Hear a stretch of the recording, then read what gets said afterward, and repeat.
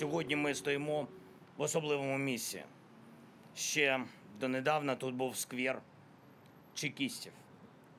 І нікому з вас не потрібно окремо пояснювати, хто це.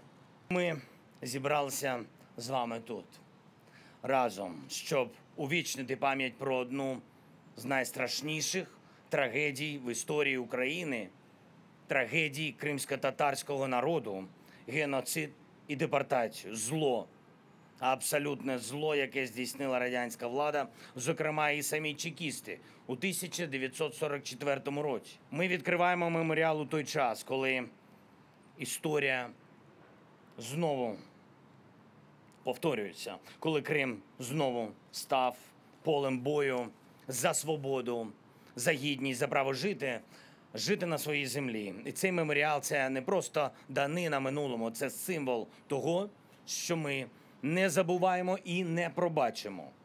Тисячі кримських татар були силоміць виселені зі своїх домівок. Це символ нашої єдності і рішучості відновити справедливість. Це так важливо. Цей монумент присвячений трьом основним подіям, які мали катастрофічні наслідки для Криму і особливо для його корінного народу. По-перше, це окупація Криму в 1783 році, внаслідок якої відбулось заселення Криму росіянами. Всього за кілька років такої окупації корінний народ Криму став на своїй батьківщині національною меншістю.